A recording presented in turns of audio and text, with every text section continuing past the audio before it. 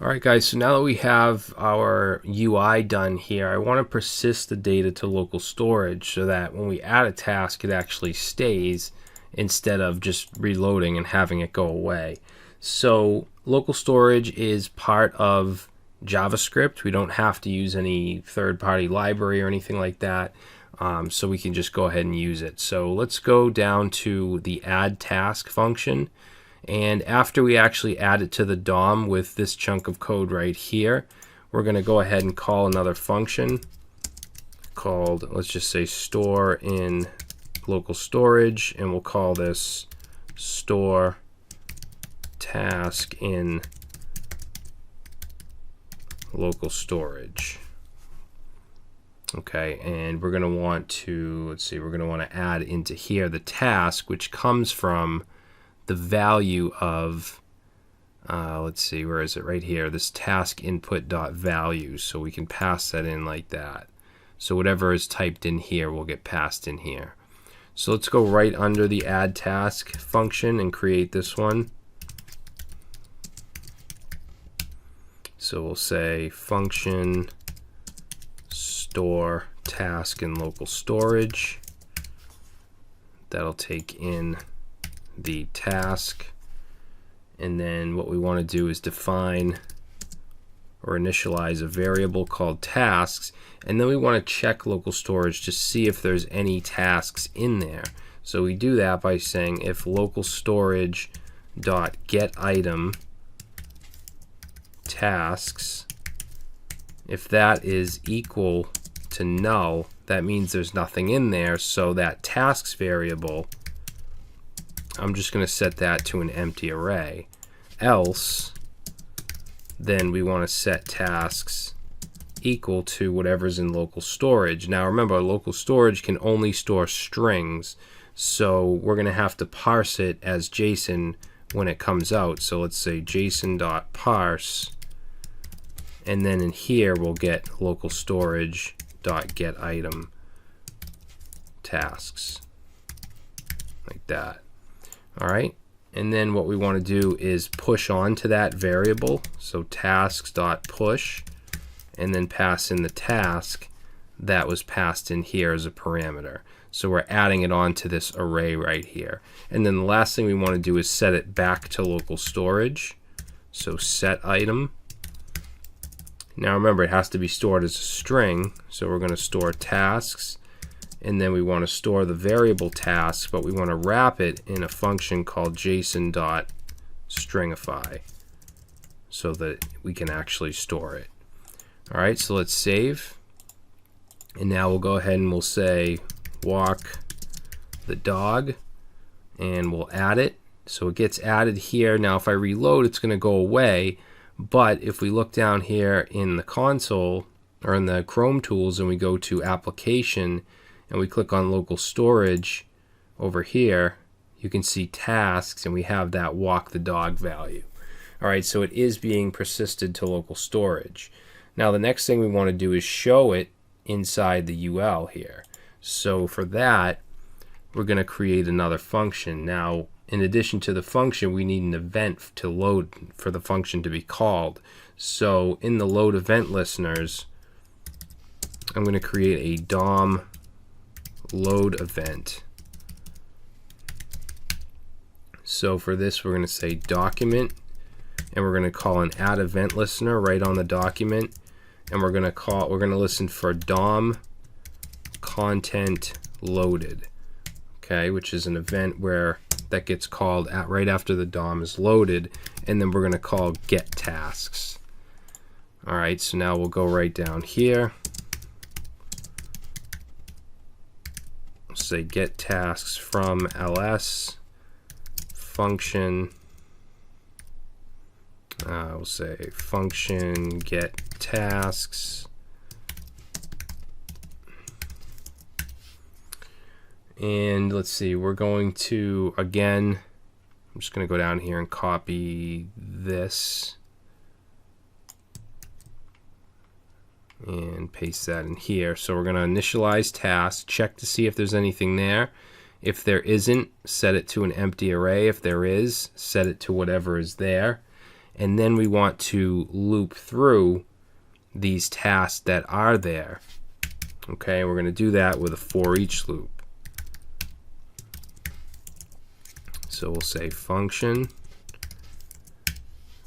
and in here we'll just call this task for each one.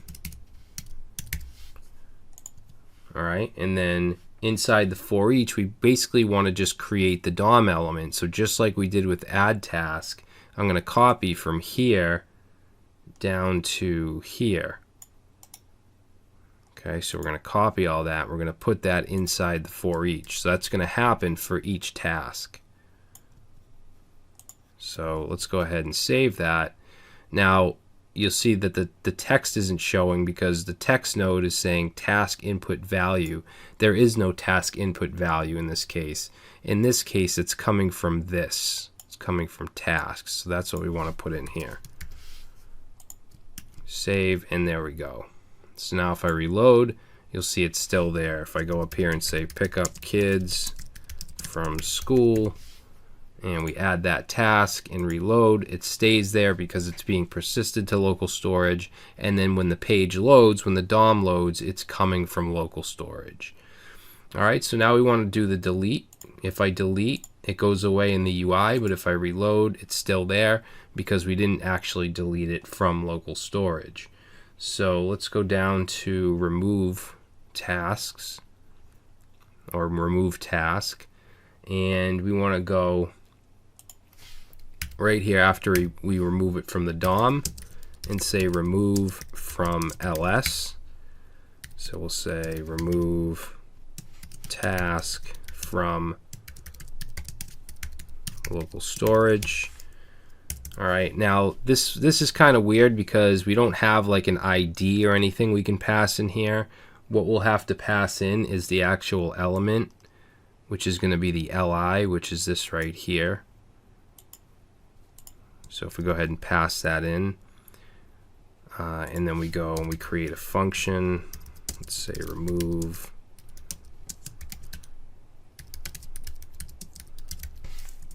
remove from local storage, and it's going to be passed in a task item.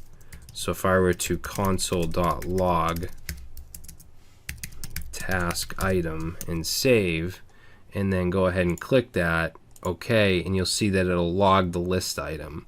So that's what we're getting here inside this function.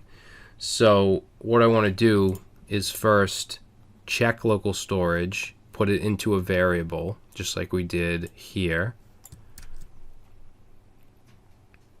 So we're going to go ahead and put that in. Check to see if it's null. If it is, then it's an empty array. If not, then we're going to set this variable. Then we're going to loop through it. So for each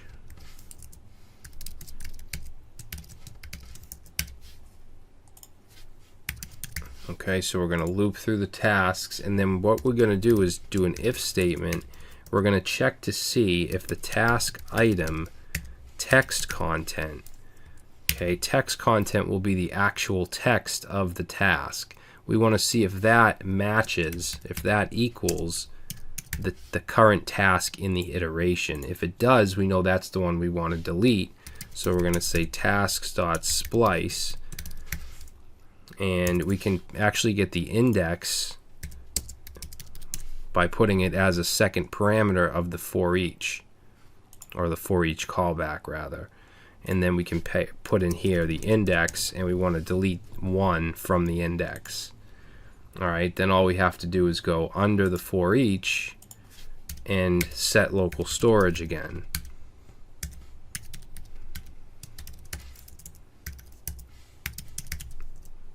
Okay, we should have to wrap this in json.stringify and pass in tasks. Alright, so let's save that, and now if I delete pick up kids from school and now reload, it's still gone. Okay, it's gone from local storage.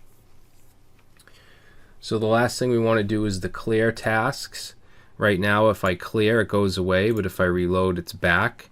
We need to actually clear it from local storage. So I'm going to go to the bottom of that clear task function, and let's call clear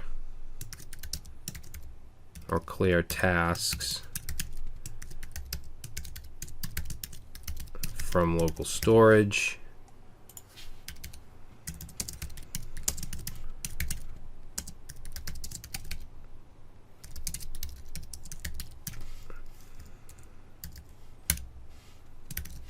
And this is going to be very, very simple. We just need to call local storage.clear, and that clears out everything. So now if I go ahead and I click clear task, goes away, reload, and it stays gone. Alright, so we now have an application where we can create tasks. It gets persisted to local storage, so we can leave and come back and it'll still be there, and we can delete them, we can clear them, and we can filter them.